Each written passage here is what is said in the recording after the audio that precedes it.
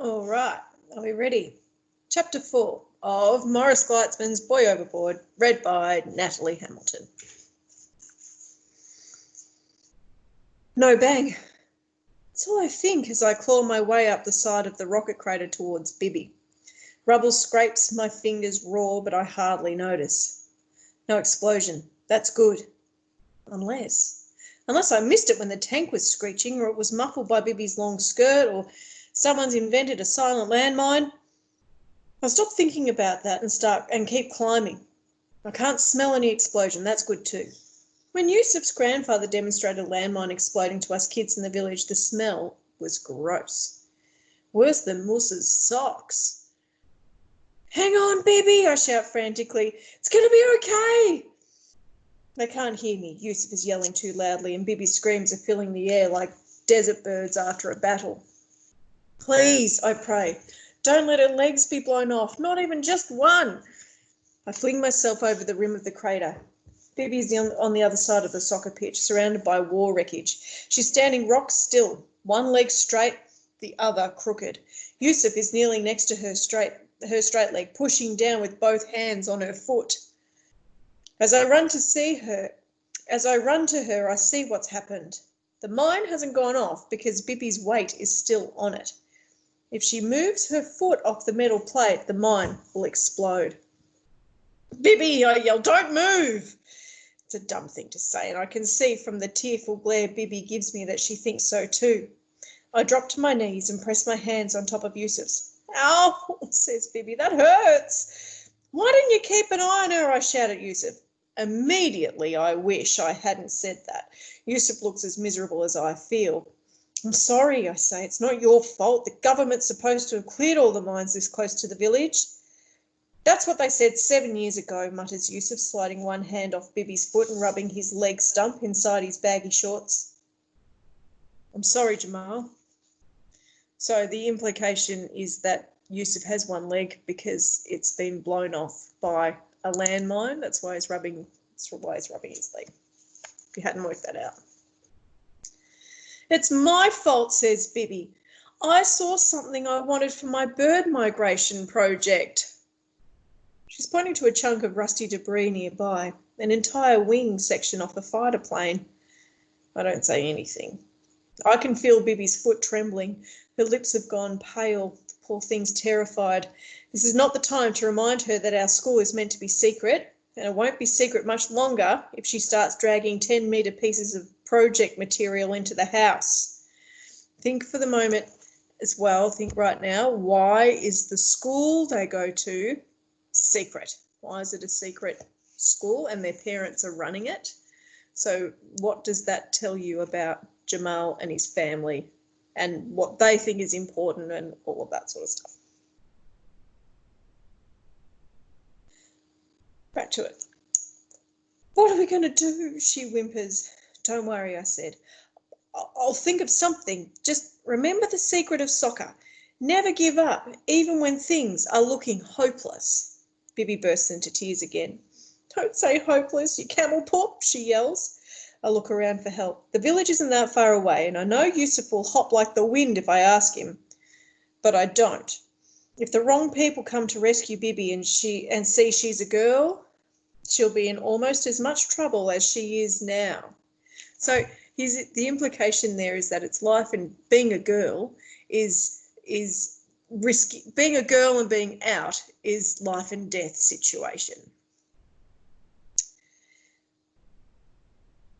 There's only one thing to do.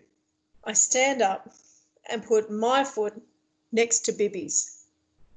Okay, I say. Slide your foot off the metal plate while I slide my foot on. Bibby gawks at me. Yusuf's mouth is hanging open too. Are you sure? He whispers. If that plate pops up, the mine will explode. Yusuf's got a good heart, but he can be a bit of a referee sometimes. I don't mind. He's only my age, but he's taller than me and he's already got hair on his leg. I'll be careful, I say, struggling to look confident. Come on, Bibby, just slide your foot off, slowly. But then you'll be on the mine, says Bibby. You could be blown up. I won't, I say. It's probably a dud mine anyway. A lot of these landmines are 20 years old and totally clapped out, aren't they, Yusuf? Yusuf doesn't say anything. He's probably not the best person to be asking. Bibi is staring at Yusuf's empty shorts leg. No, she yells. It's too risky. She crumples into tears again. Bibi, I say desperately, if you get blown up, people will find out you've been playing soccer, even if I tear up the note. Bibi shakes her head. Mum and Dad will understand, she replies. They're always doing things they're not meant to, like school and Dad putting army petrol in his taxi that time. I'm getting frantic. I can see Yusuf is too. I'm hoping the mine's a rusted dud, but it might not be. Yusuf's grandfather says that some old mines are seriously unstable. Some go off even before the metal plate flips up. I've got to get Bibi away from here. What about the government? I say to her. If the government finds out a girl's been playing soccer, Mum and Dad are in big trouble, remember? Bibi thinks about this. I can see she knows it's true, but instead of getting off the mine, she gets angry. It's not fair, she yells. I don't want to get blown up, and I don't want you to get blown up either. It's not fair. This is bad. She's working up to a tantrum. When Bibi has a tantrum, she stamps her feet. I grab her shoulders and put my face close to hers. Listen, I say, let me step on the mine. Then Yusuf will help you get home, and once you're inside, he'll bring help for me. We'll all be fine. He's right, says Yusuf. Bibi glares at me for a long time. Okay, she says, finally, if I die, I hope you do as well. Then her eyes fill with tears again and she puts her arms around me. Because if I was dead and you weren't, I'd really, really miss you. She shuffles off the mine, Yusuf holding her feet so she doesn't move too fast. I shuffle on at the same time. In the tension of the moment, I forget Bibi is meant to be sprinting away. We hold each other tight while we wait and see what happens. Nothing. I can feel the spring of the mine pushing against the soles of my feet, but the mine doesn't explode. Okay, I say to Yusuf, run for it.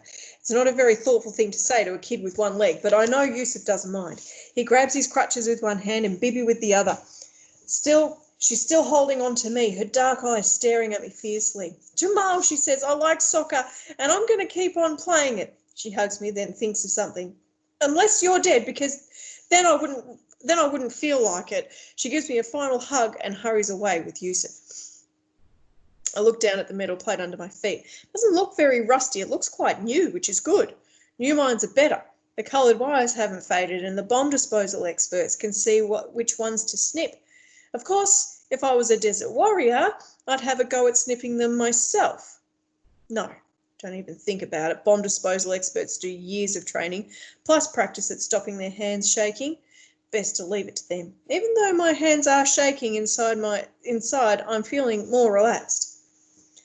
Then I hear Bibi yelling my name and I get tense again. I look up. Bibi's running towards me, sobbing. I can't, she's yelling. I don't want to leave you. I watch in horror as she flings her arms around me and buries her face in my chest. I try to bend my legs to absorb the impact like David Beckham does when a defender barges into him. But Bibi is moving too fast and together we sway and totter and fall off the mine. We cling to each other in the dust and scream for a long time. When we realise we're still alive, we stop. We stare at the metal plate. It hasn't flipped up, no bang. I get up and I've never felt so faint or sick or dizzy. You pongy lump of camel spleen, Bibi yells at the mine. I'd like to kick you in the guts. As I take her arm and drag her towards the village, I start to feel better. We've survived. We're not dead. Even though Bibi's not safely home yet and I may throw up at any minute, life is good. Chapter 5. We creep into the village through a row of houses that are mostly rubble. A truck goes past and we duck down just in case. You can never be sure with trucks. Sometimes they're just smugglers, but sometimes they're the government. A rock bounces off the back of the truck. Bibi, I hiss. Stop it. I hate trucks, she growls. Trucks took her niece's dad away and she's never seen him again. When the truck has gone, we help Yusuf back onto his crutches and hurry towards our house. I hate this whole country, says Bibi after a while. This country is camel snot. I'm shocked. 9-year-old kids shouldn't hate their country. They should love their country and want it to do well in the World Cup and earn the respect of other nations so they'll stop bombing us. I push Yusuf's hat further down over Bibi's ears and pull my jacket tighter around her shoulders and check she's still got her skirt rolled up. Keep your voice down, I whisper. You're meant to be a boy. I don't care if I'm meant to be a goat, says Bibi. This place is a bum boil. Yusuf's shocked too. He almost falls over. Luckily, the people in the streets are too busy to notice. When your house keeps getting bombed, you've always got a lot of chores. We turn the corner into our street. I look anxiously towards our house. Everything is good. Mum's shutters are closed, which means she's still asleep. Dad's taxi isn't there. We can get inside without being caught. But only if Bibi stops complaining so loudly. I bet Manchester hasn't got landmines, she says bitterly. It might have, I whisper to her. They might just not show them on satellite TV soccer coverage. I don't think Manchester has got landmines, says Yusuf, frowning. Not unless they were put there by Liverpool supporters. Anyway, I say to Bibi, we should be grateful. Our house has still got a roof. Our mum and dad are still alive. We've all got arms and legs. Compared to some people, we're really lucky. Bibi gives me a look and glances apologetically at Yusuf. My house has still got a roof, says Yusuf indignantly. Bibi digs me with her elbow. Nice one, she hisses. Sorry, I say to Yusuf. I didn't mean you. It's okay, said Yusuf and does an armpit raspberry. His arms are really strong, so he can do really good ones. As we creep towards the house, I bounce the ball on Bibi's head a couple of times to make her pay attention. All I'm saying, I tell her, is that things could be worse. On the third bounce, a big pair of hands grabs the ball. Gotcha! Bellows a furious voice. It's Mr. Nasser. He's the angriest man in our street and the tallest, and he's got really scary nose hair. Run, I say to Bibi. I want to run too, but I can't leave Yusuf or the ball. Mr. Nasser grabs Bibi by the shoulder. She tries to wriggle free. Yusuf's hat starts to slip off her head. Any moment her hair could flop out and the edge of her skirt could drop down from under my jacket. You boys broke my window, yells Mr. Nasser, pointing to one of his downstairs windows. Look, broken. He's partly right. The window is broken, but it wasn't us. Okay, we might not always obey the law, but we'd never play soccer in the street. It wasn't us, Mr. Nasser. Honest, I say. I can see he doesn't believe us. He's not even listening. Since his wife got ill and died, he never listens to anybody. Jamal's got too much skill to break a window, says Yusuf, pushing himself in front of Mr. Nasser and pointing to me. He's trying to distract Mr. Nasser from Bibi. She's trying to kick Mr. Nasser, and the effort is making her hair slip out from under the hat. Go on, Jamal, says Yusuf. Show him. Trembling, I take the ball before Mr. Nasser realises what's happening. I drop the ball onto my foot, flick it to my knee, bounce it onto my head, catch it with my foot and start the whole thing over again. Mr. Nasser is staring, bemused. Behind him, I can see Yusuf trying to calm Bibi down and stuff her hair back under the hat. I shouldn't have looked. Never take your eye off the ball. That's what Mum's ancestors would say if they were here. The ball is dropping off my head, but it isn't going anywhere near my foot. I lunge for it. I make contact. The ball flies off my foot and into Mr. Nasser's other downstairs window. The glass breaks. Vandals! Screams Mr. Nasser. Criminals! I'm calling the police! Yusuf is staring at me in shock. Bibi is looking paler than when she was standing on the landmine. Sorry, I say to them all. I'm reporting this, roars Mr. Nasser, to your parents. No need, says a voice. I spin round. Dad's taxi is pulled up and Dad is getting out, looking grim. He picks up the ball, strides over to us, grabs me by the ear and turns to Mr. Nasser. I'm sorry about this, Mr. Nasser, he says. As this boy's father, I take full responsibility. I will, of course, pay for your windows. I don't think we need involve the police. Dad is shorter than Mr. Nasser, but he's much younger. His eyes are very bright. It makes people think he's fierce, but it's actually eye strain from driving the taxi so much at night. Mr. Nasser takes a step back. Then Dad notices Bibi. He opens his mouth to say something, but changes his mind. He glances anxiously at Mr. Nasser. Please be so good as to leave these other boys in my hands, he says to Mr. Nasser. I will make sure they are dealt with strictly by their parents. I can see Bibi looking furious. I know she wants to tell Dad we only broke one of the windows. Silently, I beg her to keep quiet, and she does. Dad puts the ball under his arm and grabs Yusuf's ear too. He drags me and Yusuf to the taxi and pushes us into the back seat, crutches and all. He puts Bibi in the front next to him. You will have payment and a written apology tonight, Mr. Nasser, he calls out the window. Mr. Nasser stands glaring at us. I can see he still wants to report us to the police. I hope desperately that the thought of money will calm him down. The taxi engine has stalled, which it always does. By the time Dad has got it started again, Mr. Nasser has gone into his house. Dad drives us down the street to our place. You, he says to Yusuf, off home. I'll be seeing your grandfather later. Yusuf gives me a miserable look as he gets out of the taxi. As I hand him his crutches, I give him a look to let him know how grateful I am for his help saving Bibi. Then I look at Dad. I'm hoping Dad isn't as angry as he seems. I'm hoping he's only been pretending to be angry for Mr. Nasser's sake. Sometimes when Dad isn't really angry, he gives us a wink to let us know. It doesn't look good. Dad isn't winking. Yep, all right, we'll read chapter 6 as well. It's only a short one. Oh, did you notice, before I move on to chapter 6, do you notice how important the ball is in all of this? So the ball is mentioned in the previous chapters we read earlier, and it's mentioned in a way that, you know, he has to hide it for a couple of years and it gets patched up millions of times and all of that sort of stuff. And now, when he should have just run away, when he should have just run off because Mr. Nasser was so angry about his broken window, he should have just run off. He didn't, because he couldn't leave his friend Yusuf behind, which is pretty admirable. It's pretty nice. But also he couldn't leave the ball behind. The ball was that important. And I think that's a really interesting part of these first 5 chapters, is the presence that the ball is taking. And you can think about maybe what's going to happen next with that ball and how is the ball going to feature as we journey further on, because it's such an important thing that he owns. It's a really important possession. On we go. Chapter 6. I stand in our living room waiting for Dad to yell at me.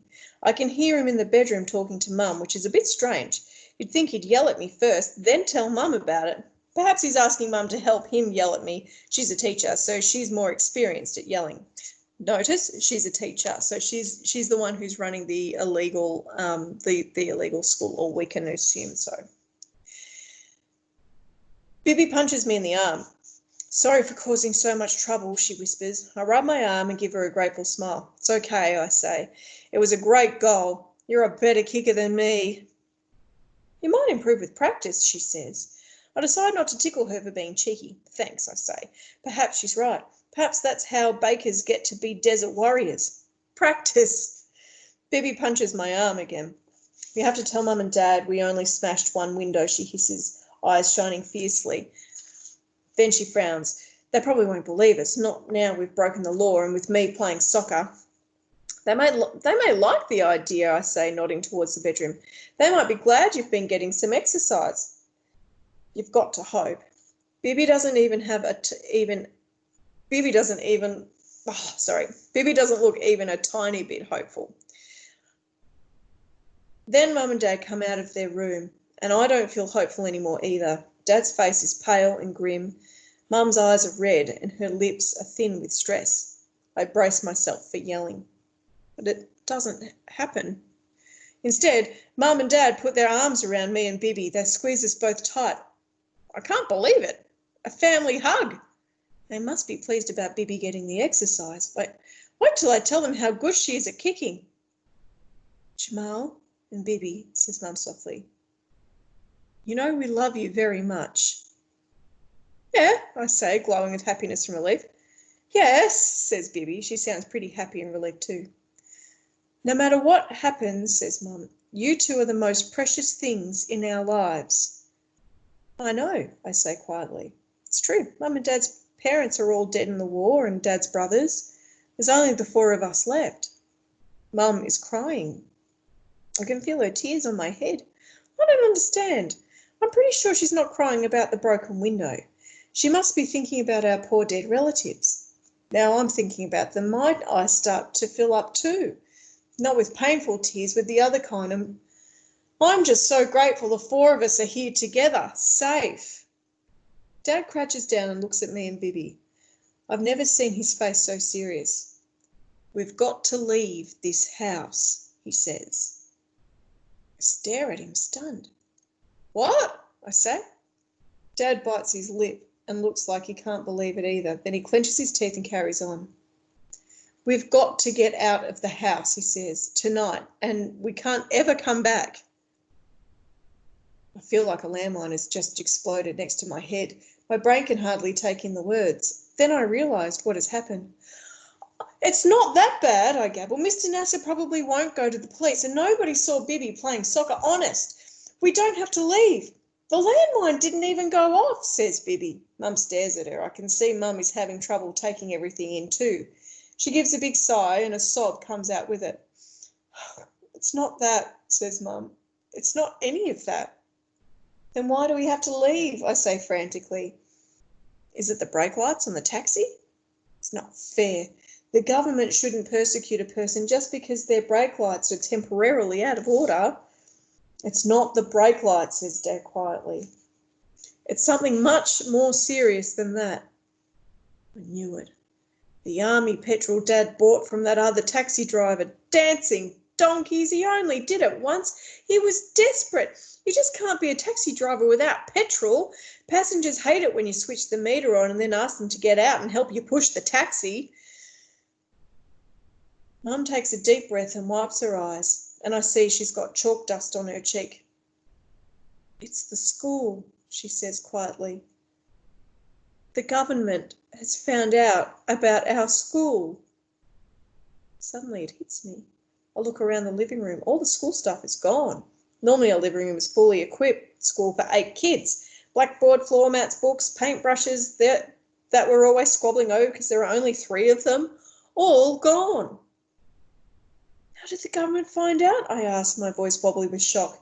But I already know. School transport. The other girls in the class can't be seen walking to school, so they have to be transported in secret. Someone must have seen Dad picking Anissa and Fatima up at their houses, or dropping them back in the afternoon. It's always been a big risk doing that every day, even though Anissa and Fatima always travel in the boot.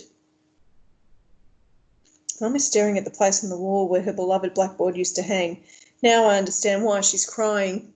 Dad puts his arms around me and Bibby again. I can feel him trembling. We don't know how the government found out, he says. We just know they have. Someone I trust told me an hour ago. It's too risky to stay. We have to pack up and leave right now. And that is the end of chapter 6. Can you get the sense of how involved in their lives the government is and how restrictive?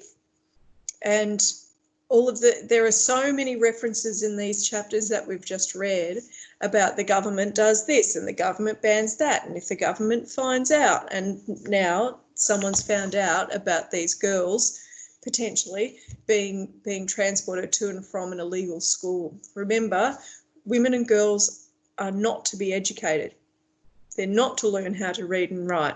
There's no need for them to learn to read and write when they only are going to be mothers and housewives, and they need to be protected. We talked about this before. So the mum was educated prior to the Taliban or the government getting in charge. Remember all of that? It wasn't always this way. And so the mother has got a university education and is a teacher and is trying to teach people and do all that sort of stuff. But now this government that's in at the moment, that they refer to as the government, doesn't want girls to be educated. And obviously the mum is like, no way. And the dad obviously is hanging out with, has married an educated woman and doesn't feel that way as well, and is risking everything by transporting the girls to the school and all of that sort of stuff. They've been found out. Now they have to leave and they probably can never come back. And what does that all mean as well? We're going to leave it there. We're leaving it on page 33. I'm going to doggy the page. I'm going to get in trouble for it. The next set of videos, the next video is going to be chapter 7 to, I'm not too sure when, probably chapter 7, we'll do 3 at a time probably, but we'll see you then. Thank you for listening. Sorry for any errors. Talk to you soon. Bye. Stop recording. Bonk.